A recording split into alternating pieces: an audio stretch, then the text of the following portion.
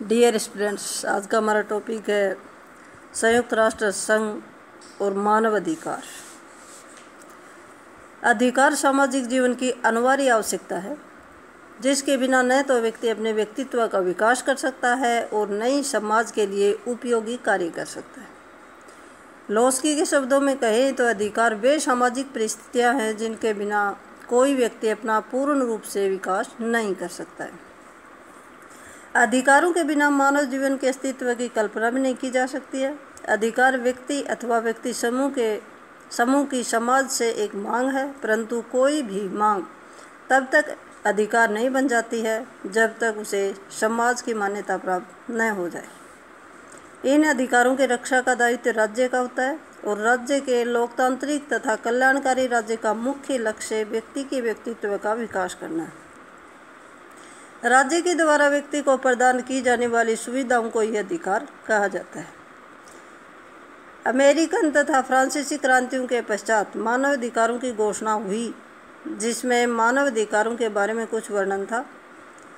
सन 1789 में अमेरिकन संविधान के लागू होने के 2 वर्ष बाद ही संविधान में पहले 10 संशोधनों द्वारा संविधान में नागरिकों के मौलिक अधिकारों को शामिल किया गया।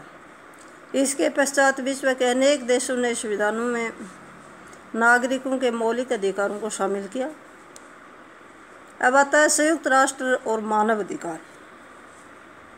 United Nations and human rights. संयुक्त राष्ट्र संघ का चार्टर मानव अधिकारों को लागू करने का संकल्प लेता है। चार्टर की प्रस्तावना तथा अनेक अनुच्छेदों में इस आशय से विशेष प्रावधान किया गया है कि मानव के मूल अधिकारों, उनके मानव के रूप में प्रतिष्ठा, मनुष्य के अधिकारों के प्रति बिना किसी भेदभाव के समानता आदि में अपना विश्वास प्रकट करती है। संयुक्त राष्ट्र संघ की प्रस्तावना। चार्टर का अनुच्छेद 1 संयुक्त राष्ट्र के संघ के उद्देश्यों का वर्णन करते हुए एक प्रमुख लक्ष्य के रूप में मानव अधिकारों को बढ़ावा देने को स्वीकार करता है।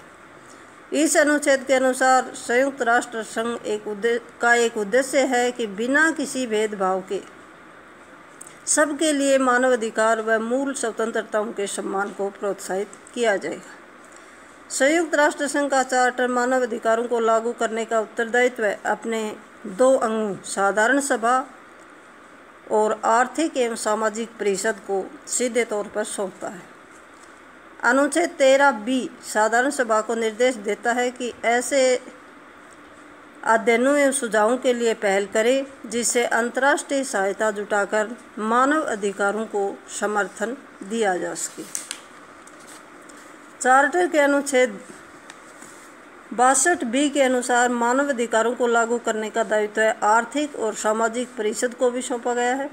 यह परिषद समय समय पर अंतर्राष्ट्रीय सम्मेलनों के माध्यम से ऐसे प्रस्ताव तैयार करेगी जिससे इन अधिकारों को प्रोत्साहित किया जा सके।